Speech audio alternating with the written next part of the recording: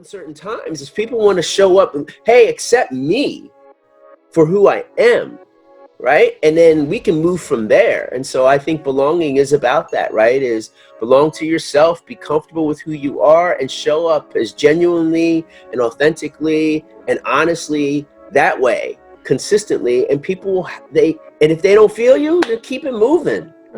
For sure. If you don't feel this podcast, there's plenty more out there. But That's I'm right. sure. That's right. Yeah, keep it moving. Keep it moving. Yeah. I know but you're gonna hang somebody. around. There's gonna be somebody that's gonna feel this, right? And that's the way that works, TJ. That's it. That's how. Sure. But you have to have that attitude about it, Yeah. right? That I know this isn't for everyone, but that one out there that needed to hear this, we did this for that person.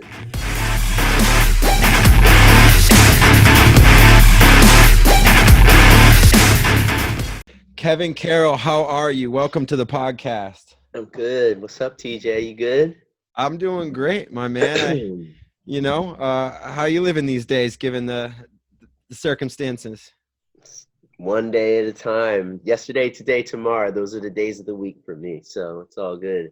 It's today. So we made it another one. So that's the way I'm approaching it. Yeah, but it's all good. We're staying healthy and everybody's well here. And in spite of all the media attention that Portland's getting, it's really not such a hot mess that everybody's making it out to be. So, so we're maintaining here for sure. That's good to hear. I know given the situation we're in, kind of colliding with how I first came across your work was through one of your many TEDx talks about the importance of play. Could you talk, it's the importance that sometimes we don't realize that plays in development, and also maybe the impact our COVID's having on that as we're seeing? Yeah, I mean, I always talk about play as being my saving grace, and that it allowed me to connect and belong from the beginning. My childhood, there was a playground in the neighborhood of my grandparents' house, so it was really cool that was kind of the convening place for everybody in the neighborhood. We had a really athletic community, and there was an expectation you would play sports there, and how good you would be, that was basically up to you, but everybody expected you to try things, and it was just the way it was in my neighborhood. So I was one of the kids that had a really high athletic IQ, and I had some quicks and some speed and stuff. Still got a little bit of it, but not at the same rate. But yeah, but definitely can move when I need to. But yeah, so I think, it was my saving grace. My first safe place was that playground, and it was the first place that I felt like I belonged and I was welcomed unconditionally. And so I think I've always seen play as a really, really important part of our ability to belong somewhere and to connect and be part of a community. So as you start to look at, and in our neighborhood, it didn't matter your physical abilities, if you were dealing with any physical challenges, it was all about, everybody had to be playing. So we were super inclusive about it. And it was just, we made accommodations before that was even like a thing, right? Like we were doing that for, kids in the neighborhood, whatever, it didn't matter. So I think I learned about,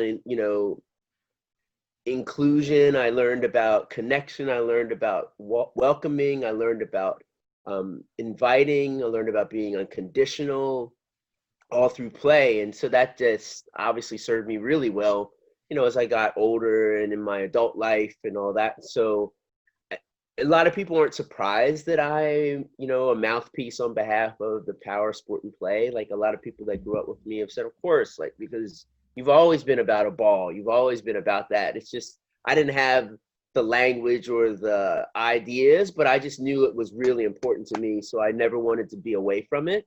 And little did I know it would take me on the journey that it did. But I think, as we're dealing with the quote unquote, the lack of being able to connect in a traditional sense, but people are so inventive and innovative. It's been amazing to see what we as human beings are capable of coming up with, and, how we can safely social distance and we can do these other things. And so I've been really impressed with what we've been able to come up with as it relates to being playful and finding time for fun and finding time for play and being, I mean, people playing tennis between buildings and I Yeah. mean, just crazy, amazing, inventive things. So I think this is just one of those great moments in time that we'll look back and you're going to see, how innovative and inventive and imaginative we are as human beings through this moment.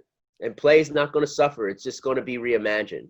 Yeah, it's like constraint creates creativity Oh, sometimes. absolutely. Yeah, So like, absolutely. new court, we'll play tennis this way. Right? We'll just do it this way. I mean, you look at, the Bundesliga was the first to come back and start play, and you watch with each week how the players started making adjustments and figuring out how to play. They were kind of a little off at first, but I said, you're going to see who's got some dog in them.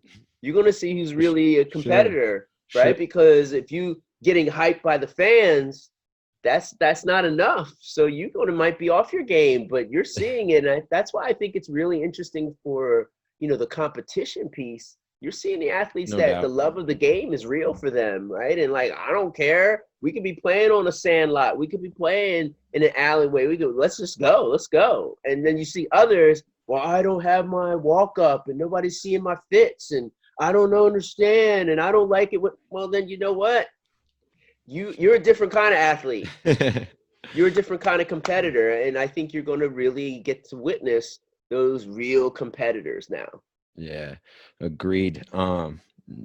During this pandemic, we've also seen a massive call for social justice, police reform, um, and all these other events that have led to some positive movement. I'm curious from your roots and your story as service, what needs to be done next in this country to move us forward? Huh. I just keep telling all my friends to keep asking me, do you think this is the moment? And I say, no.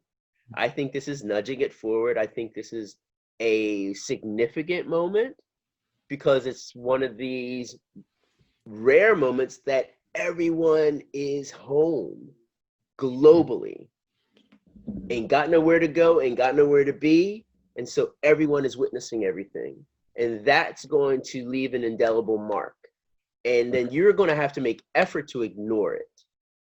And so I think that's what's really unique about this moment. I think it's still a work in progress. I mean, I tell people I'm the youngest old head you're going to meet, right? But I'm an old head. And so I've seen a lot of stuff. And I have friends ask me that. And I said, I don't think it's the moment.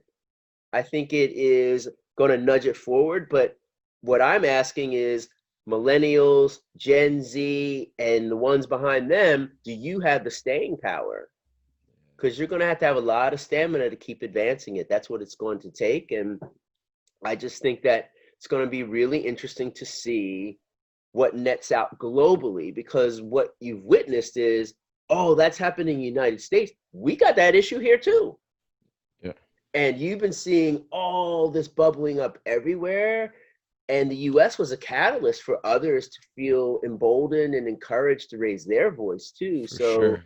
the rally around this moment has been so just remarkable. And to see, leagues around the world and getting recognized, right? Black Lives Matters and all. I've been like, wow, like never in my lifetime. And I've actually talked to Miss Lane's husband. Miss Lane's passed away 6 years ago, but Mr. Lane's still alive. And you've read that in my book and everything, the significance of that Yeah. family to me. Mr. Lane just turned 90 last week. And I asked him, I said, Mr. Lane, what did you ever think in your lifetime you would see like this? He goes, nope. And I said, do you think this is the moment? And he said, no. He said, it is a moment and it's a special moment. It's unique, but it's not the moment yet. He said, your generation had to do some work. Now these generations behind you have to do some work. And he said, we'll see if they have the energy, right? As John Lewis said, to do some good trouble. Yeah. Right. And I think that's what it's going to take, right? Is to keep pushing and nudging it forward and continue to fight the good fight. Awesome. The kind of combining that, sports has always played a role in you when you talk about unifying, whether it's countries, right? Um, just with a ball, right? How much a ball can unify people, like from this moment, what role do you see sports playing, especially yesterday, seeing what we saw in the NBA, and we're starting to see as more professional leagues come alive? Well, I would even say, I saw in the English Premier League, Yeah. we saw in MLS, right? Then we saw Major League Baseball. Now we're seeing the NBA, the WNBA. Yeah. Amazing, like amazing for these entities, right? These enterprises to recognize that this is a really significant moment, and we have to allow that athlete activists to have a platform. Because if you don't allow it, they're going to take it anyway. They feel empowered and their voices will not be squelched. Yeah. And so I think I'm so impressed with the leagues, their willingness to lean into this. And yeah, they may have been reluctant before, but you know what? Can't ignore it now. No And doubt. so you really stand out if you're ignoring it now, right? And right, as I've been saying, right, the woke mob gonna come after you. They gonna get you, right? And so these players, they feel they're not afraid, and I think that's really, if you want to take something away from all this, is just they feel emboldened and they feel empowered and they feel like, if not me, then who's going to do it? And Yeah. I really am impressed with that, and I'm impressed with the league's willingness and all that. I think the NFL is going to be very interesting to see how that plays out. And but my gosh, I've always said this: we all speak ball, right? It's Yeah. one of the first words for a child. It's one of the first, and that is proven, right? That is empirical research that demonstrates that. Friedrich Frobel, who started kindergarten, actually said that the first gift that a child should get should be a ball or something round, because it explains the world. Yeah. The world is round. It can get away from you. You can invite someone to play with you. I mean, it's really magical when you start to think about what a ball can do. Yeah. And so I think this platform, this opportunity, it's not surprising that sports is going to play a role in telling the stories and bringing awareness and shining a light on. And I think, the athletes are recognizing their platform and their ability to influence. And so I'm very, very impressed with their efforts and what they're willing to do and the time, because listen, they're dedicated to their craft. Yeah. And they're recognizing that's not enough. So we really have to, give them their due, that they're willing to actually, I mean, some are opting out of their work, their craft, to go and do bigger work. So that's in the spirit of Muhammad Ali, right? Yeah. That I'm going to walk away, maybe at the pinnacle of my career, to go address something that is more important.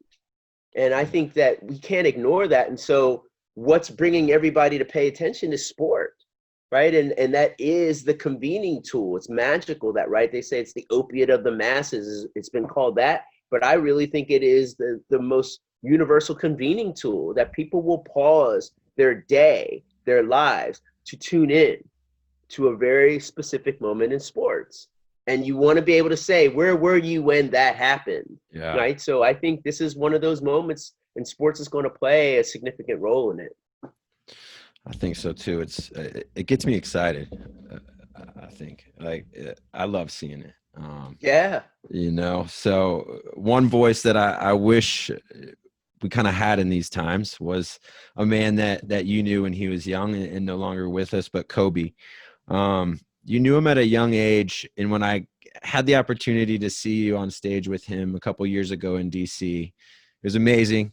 And there's a story that was brought up, and I wanted to talk more about that. In this whole conversation, there was this thing about a pool workout brought up. Oh, yeah, the pit bull. And the so, pit bull. Yeah. if my mind serves me right, I can't remember how old Kobe was at the time. You were, working as a strength and conditioning coach, I think, with the 76ers. I was the head athletic trainer then. Okay, Yeah. head athletic trainer. Yeah. Yeah. And I was certified in strength and conditioning. So Okay. I was doing a little bit of both. I was leading the performance team. But yeah, he would come through. St. Joe's. And in fact, it was no, I want to say I wasn't even with the Sixers then. He misspoke. I was still at St. Joe's. I hadn't Okay. started with the Sixers yet. Okay. And we started doing, and he was in high school. It would have been an NCAA violation, I think, or something now. I don't Sure. know. Yeah. Yeah. Right. But I was helping him out and I was doing this pool workout. So he agreed to do this pool workout with me. But the funny thing is, he said, I've never been tired in a pool. Right. Like, Yeah. I never got tired in a pool workout. And so I said, well, come with me.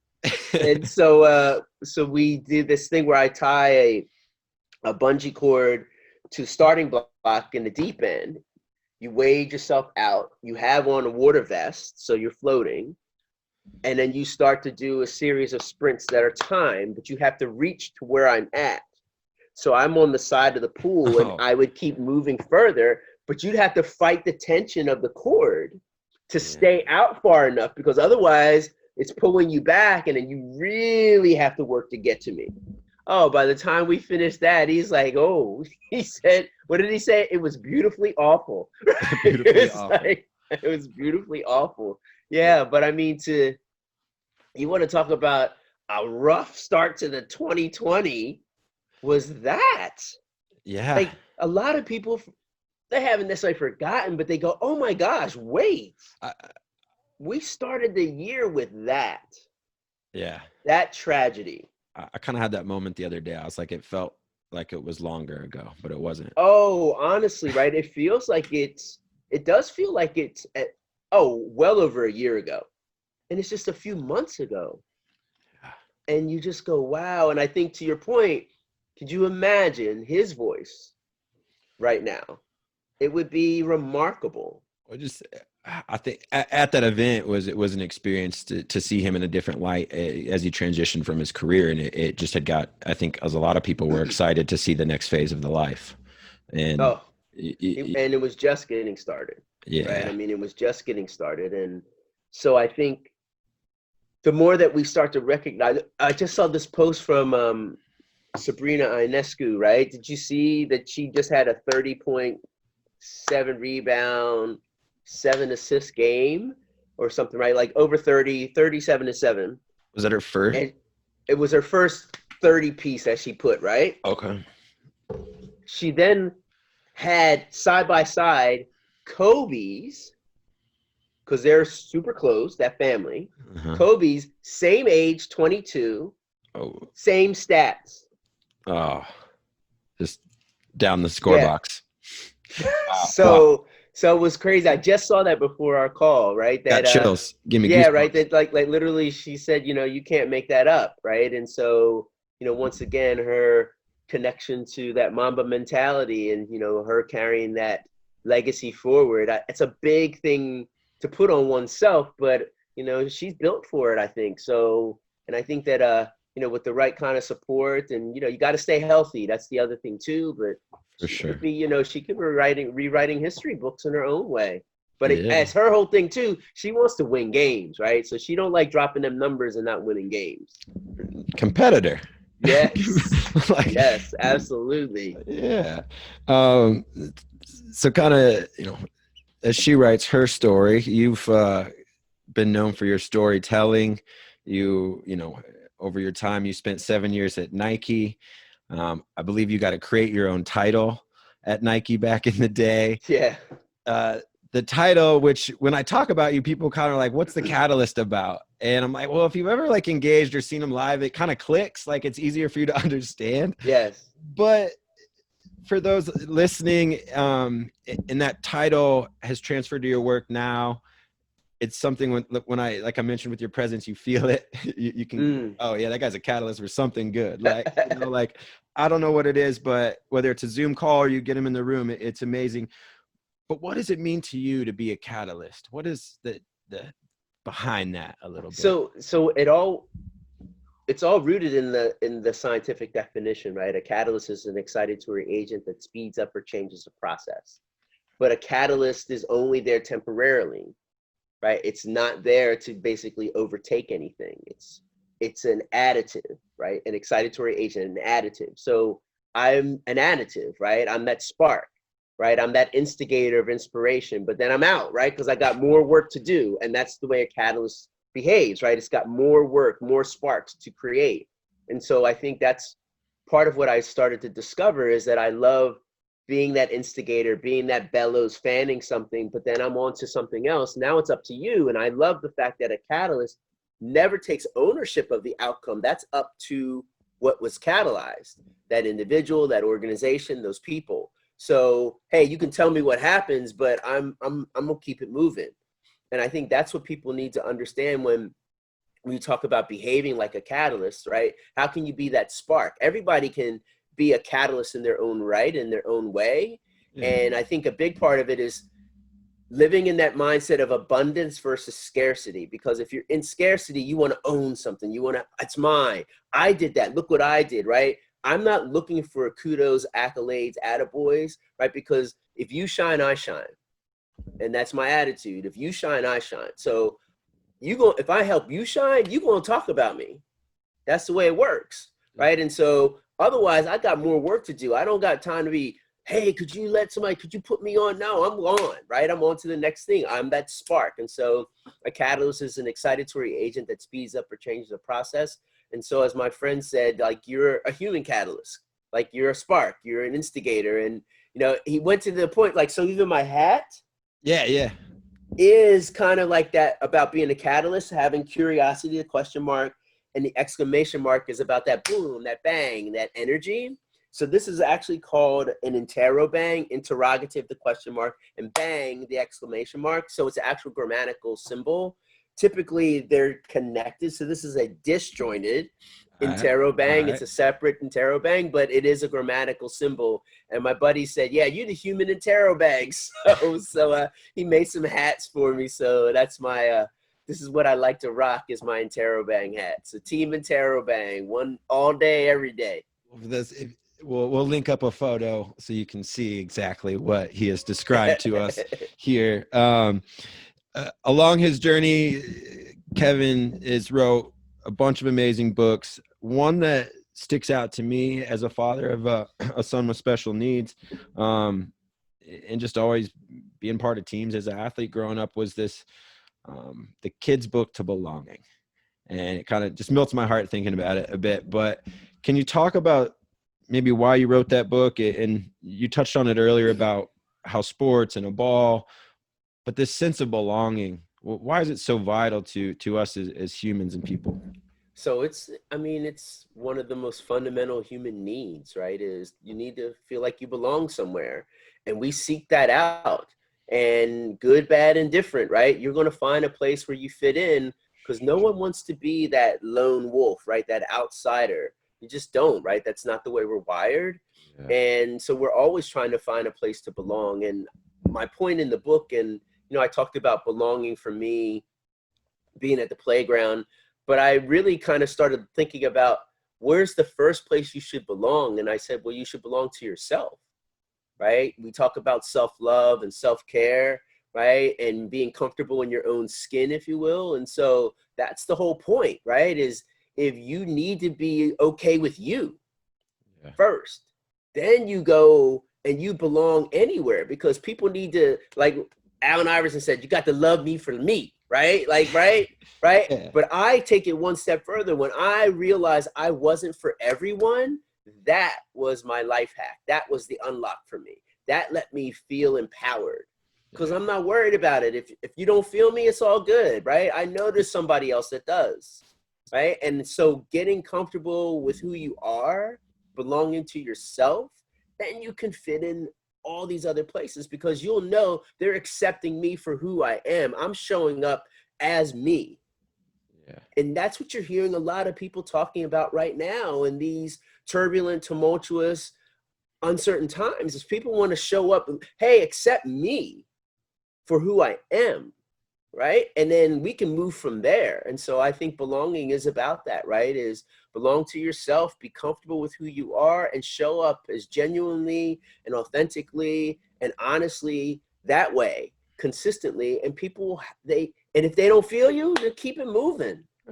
For sure. If you don't feel this podcast, there's plenty more out there, but That's I'm right. sure. That's right. Yeah. Keep it moving. Keep it moving. Yeah. I know But there you're gonna gonna be hang somebody. around There gonna be somebody that's gonna feel this, right? And that's the way that works, TJ. That's it. for That's how. sure. But you have to have that attitude about it, Yeah. right? That I know this isn't for everyone, but that one out there that needed to hear this, we did this for that person, and that's really the work.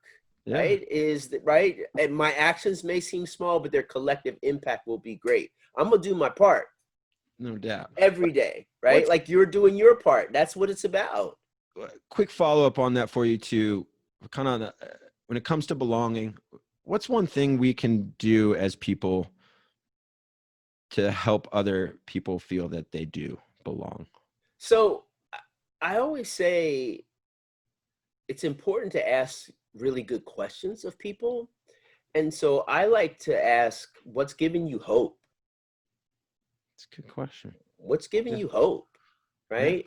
And then I also like to, say, what's something I don't know about you, a special gift, a talent, a tiny talent, something that you have that I wouldn't necessarily read on your bio, whatever, something interesting that you do or you Yeah. care about or you enjoy that maybe you don't, openly share, but we need to know that about you. We should know that because that's coming with you into the workplace on a Zoom call, into the community. So the more I know about you, the more that I can relate to you. And maybe I can put you on to something. So I think, asking those kinds of questions and, also always asking people, what are you doing for self-care?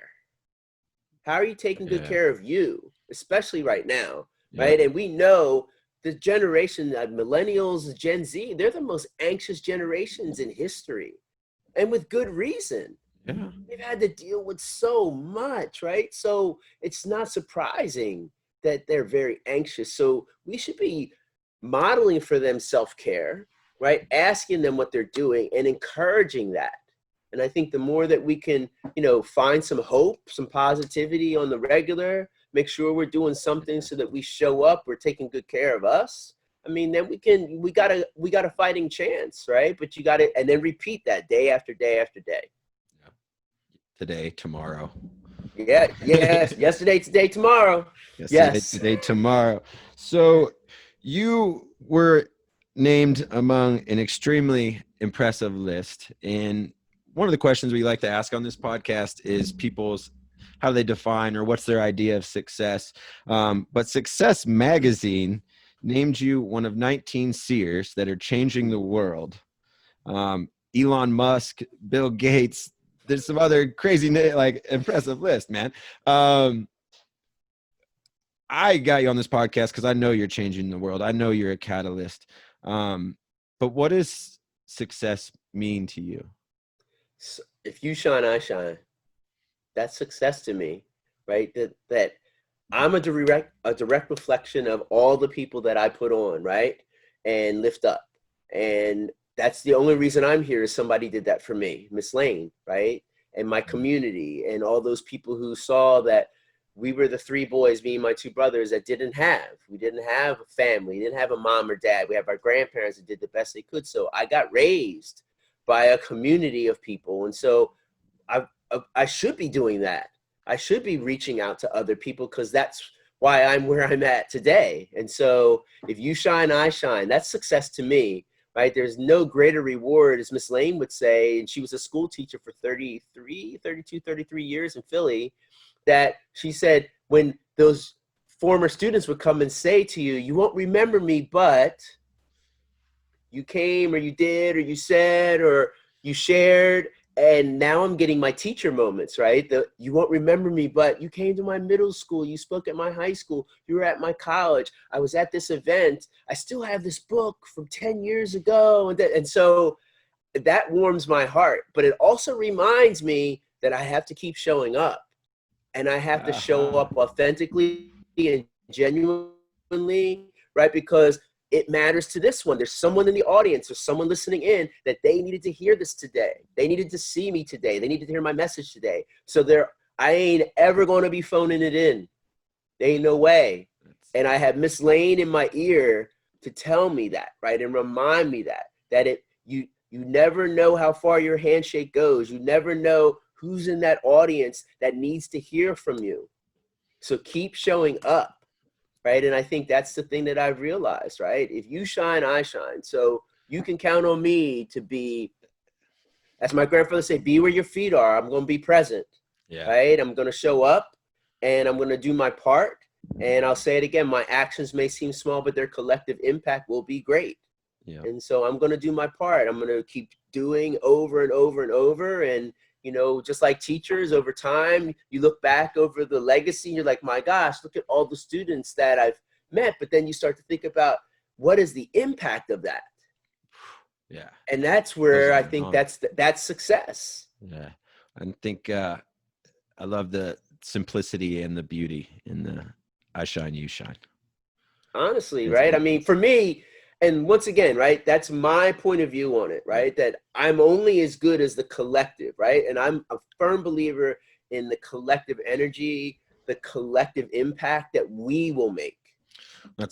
I vibe with it because I don't know if you saw my email. I say sign off, elevate others. Yeah, honestly, and I see that. Yes. that's my trying to throw some shine and yes, also remind myself when I end every email, are you elevating others today in this email? Yeah. Are you doing it? It's my self reminder. Like someone said, I like that. I go, that's my self reminder.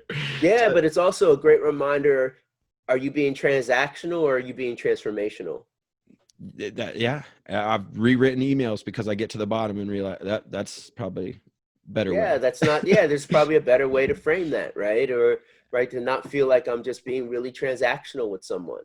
Yeah. And there's a time and place, but, you don't want to always, you don't want that to be your MO, right? The way that you operate, right? And I think there's way too much of that, but I think the pandemic, because it slowed everybody down, and I've always said that there's power in the pause. There's power when you have to pause. And people have been forced to pause, which means then you were forced to reflect because you couldn't get out of your own way. Well, you were stuck with you. Yeah. And people started like reflecting and thinking about stuff. And now people started to meet their kids again, right? Like, wow. And people started, I like you, or I don't kind of like you. Maybe we need it, right? I mean, but there was a lot of discovery. And I think that was needed because we were getting away from that.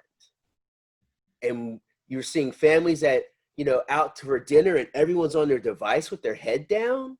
Yeah. And you're not, you're, what did they say that you're together, but you're distant, right? So, right. And I think that's what you were seeing people doing when they would be going, to these moments as families. And now families have rediscovered how to be a family, the joy of connecting in the house and, board games and puzzles and all these things that people started, rediscovering, reimagining, reconnecting to because you had time. Yeah. Ain't got nowhere to go, ain't got nowhere to be, right? And it made people like, well, we in this together. And when you go through, I was in the military, when you go through something together, if you were on teams, you know what that's like. When you go through preseason together, it is a bonding thing, a crucible. When you go through some strife together, it forms a unit. And I think that's what you're going to, I'm hopeful that that is a sustainable thing out of this. So people have been more neighborly, right? That's what I really love. Way more neighborly, right?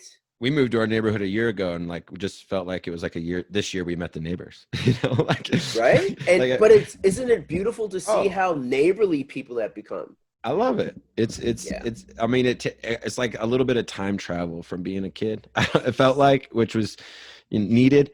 Speaking of time travel and being a kid, the last question, one of the things we always like to ask here, if you could get in that time machine, go back and visit 16-year-old Kevin. From your journey, what piece of advice would you want to remind yourself of that you've learned? Hard work never goes unrewarded. Hard work never goes unrewarded. Yeah, just keep working hard. It'll all, turn into something that you never expected. And many times that's what happens when you think you got a plan, there's another plan in play, right? And learning how to get out of the way, right? Yeah. I think that's important, but put in the work, just keep putting in the work and trust and believe that hard work never goes unrewarded. And many times your agenda is just yours. It is not the universe. It's not anybody else's. So when something's going to tip in your favor, that's not up to you. You don't have control of that. And so I think the more that you recognize that I'm going to just keep putting the work in and trust and believe that something good is going to come of this.